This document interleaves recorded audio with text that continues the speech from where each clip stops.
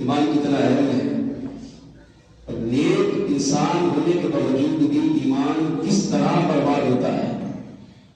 پیدا بھی ایمان پر ہوا، زندگی بھی ایمان پر گزاری، مگر خاتمہ کفر پر ہوا۔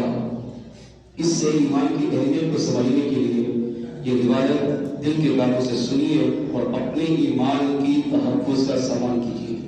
ایک بزرگ سیدنا عبداللہ مؤذن رضی اللہ تعالیٰ عنہ فرماتے ہیں، ایک زندگی کی تمنا تھی کہ اللہ مجھے حج کی سعادت عطا کرے، مرنے سے پہلے میں حج کر لوں، بس حضور کا روزہ دیکھوں، رب کا گھر کعبہ دیکھوں، پھر میرا رب مجھے موت دے دے، مجھے بھی پرواہ۔ اللہ نے میری دعا قبول کی، حج کے اسباب بنے، میں نے سفر حج کیا، مکہ پہنچا۔ جو ان کی تمنا تھی درختی انداز کا، اللہ والوں کا نرالا انداز ہوتا ہے۔ وہاں میں نے ایک نوجوان کو دیکھا کہ جس کا عمل دیگر لوگوں کے مقابلے میں بالکل عجیب تھا۔ فرماتے کہ میں نے طواف کعبہ کیا، ایک نوجوان پر میری نظر پڑی تو میں نے دیکھا کہ وہ نوجوان طواف بھی کر رہا ہے اور ایک ہی دعا مانگ رہا ہے، یا اللہ میرا ایمان سلامت رکھنا۔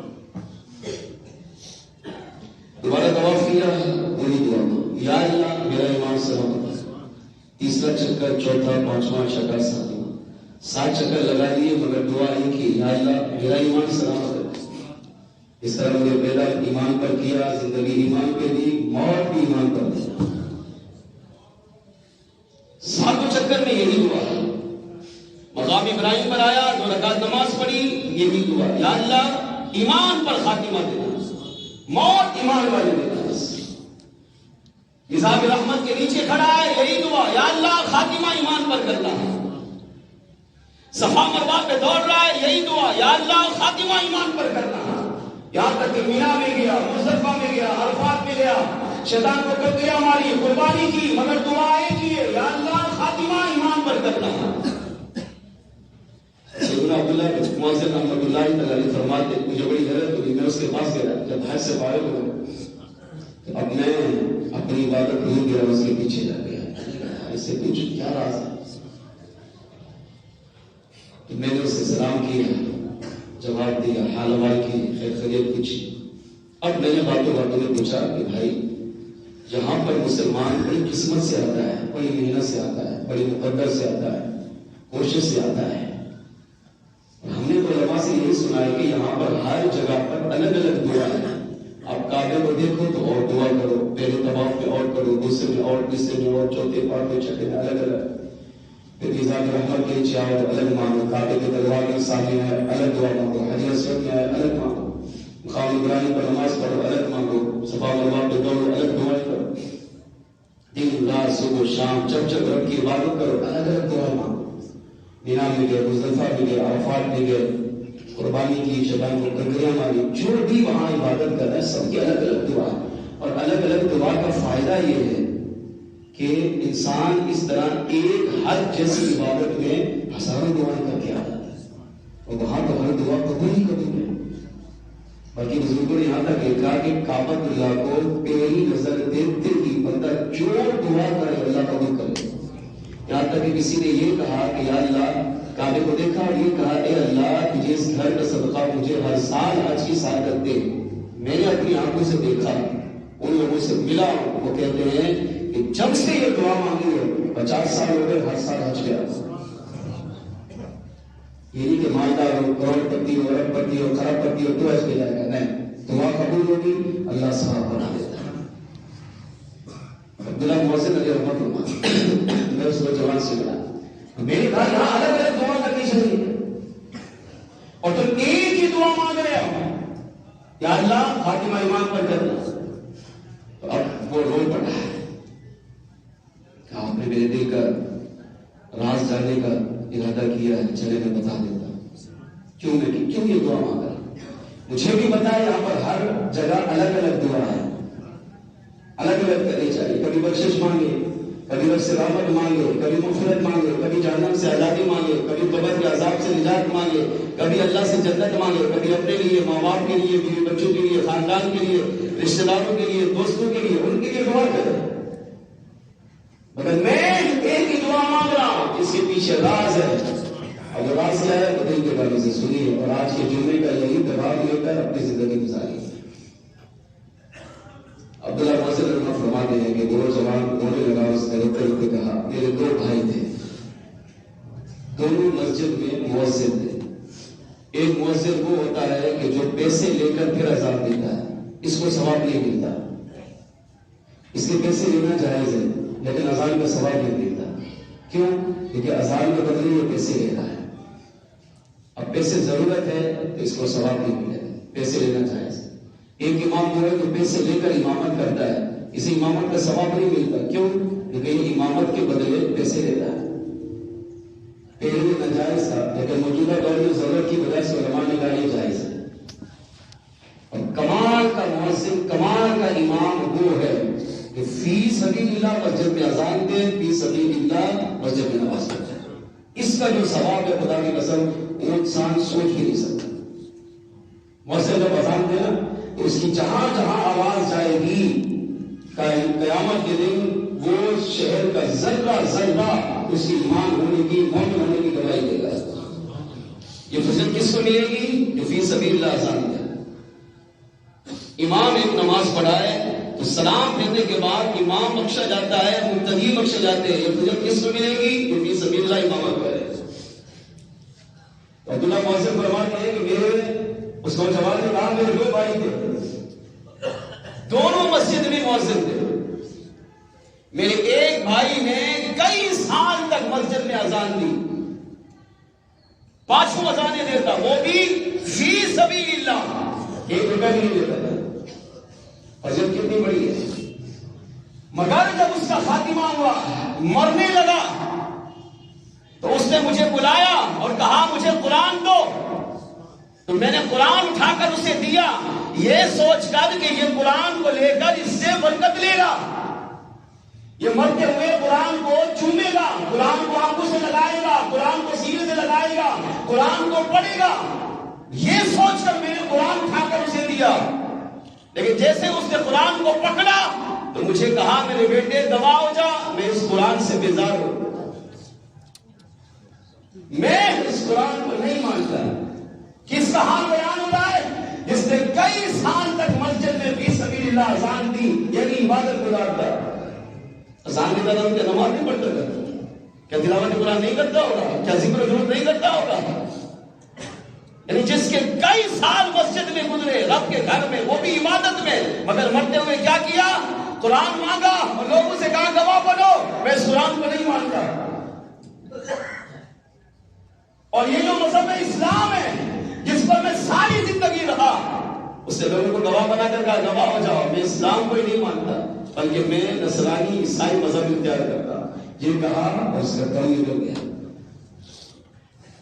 پھر فرماتے ہیں کہ اس نوجوان نے کہا میرا دوسرا بھائی اسی مسجد میں مؤذن لگا، اس نے اپنے بھائی کی جگہ اذان دی. کتنے سال؟ 30 سال تک.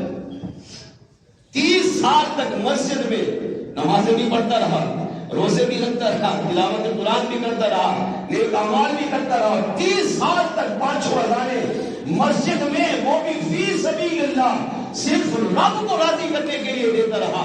مگر جب اس کا خاتمہ ہونے لگا تو اس نے مجھے قریب بلایا، ہم نے کلمہ پڑھا. ہو سکتا ہے یہ کلمہ پڑھتے پڑھتے دنیا سے جائے، مگر وہ بھی چاہتے جاتے مجھے کہنے لگا بھائی گواہ بن جا، لا الہ الا اللہ محمد رسول اللہ، جو کلمہ میں ساری زندگی پڑھتا تھا میں اس کلمے کا انکار کرتا ہوں، میں مانتا ہی نہیں اللہ کون ہے، نبی کون ہے.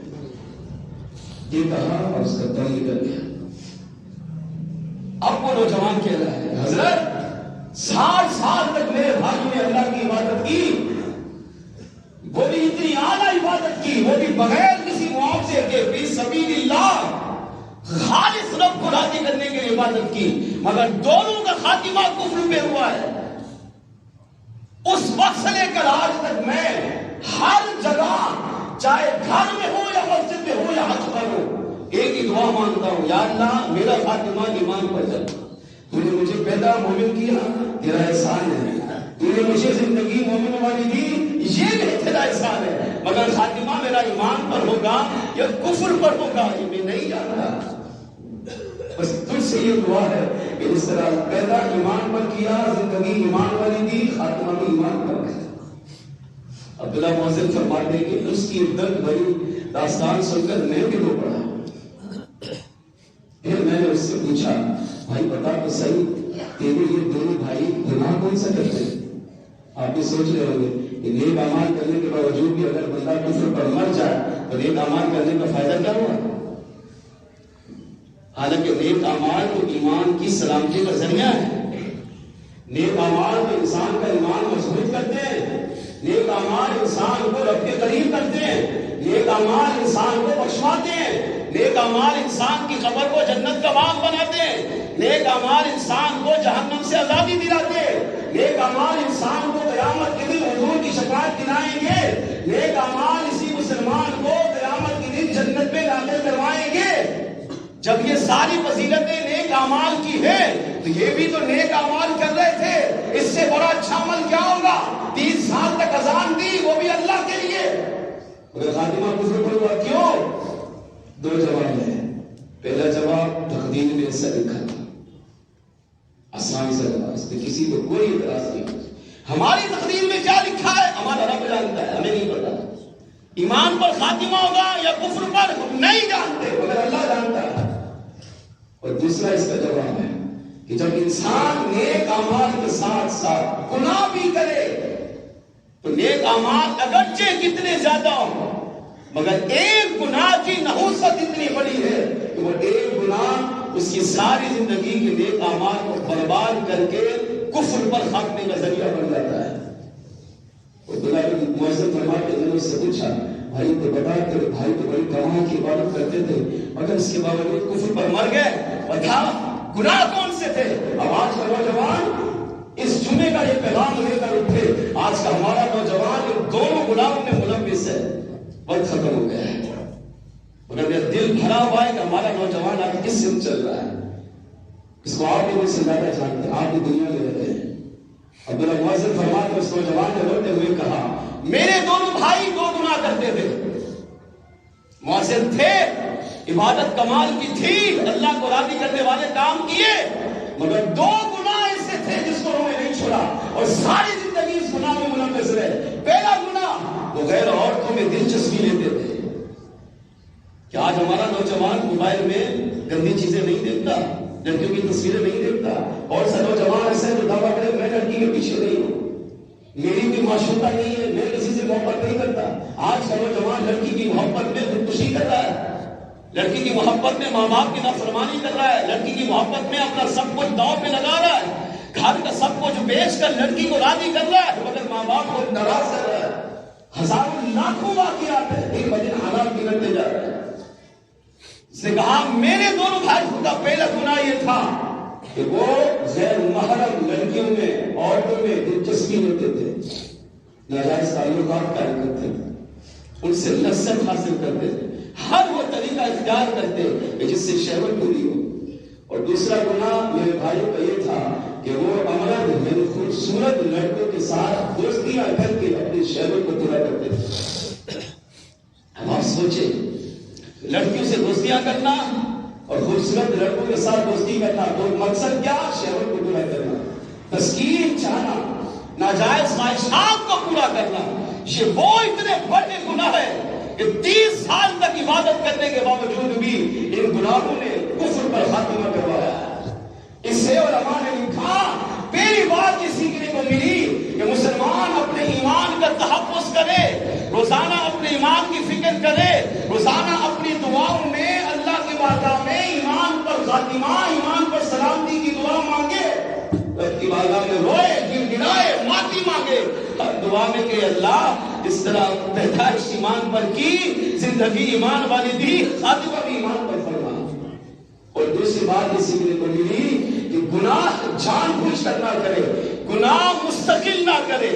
اگر بتقاضے بشریت گناہ ہو جائے اللہ کی بارگاہ میں فوراً سچی توبہ کر کے رب سے معافی مانگے، اور خاتمہ کے ایمان کی دعا کرتا رہے. جب مسلمان اس طرح زندگی گزارے گا کہ نیک اعمال بھی کر رہا ہو, اپنے آپ کو گناہوں سے بھی بچا رہا ہو, اور اگر بتقاضے وصیت گناہ ہو جائیں تو اللہ کی بارگاہ میں توبہ بھی کر رہا ہو, تو اللہ کریم اس طرح زندگی گزارنے کی برکت سے اسے جس طرح زندگی ایمان والی دی ہے, جس طرح اس کی پیدائش ایمان پر کی ہے, اللہ اسی طرح نیک اعمال کی برکت سے اس کا خاتمہ بھی ایمان پر فرمائے.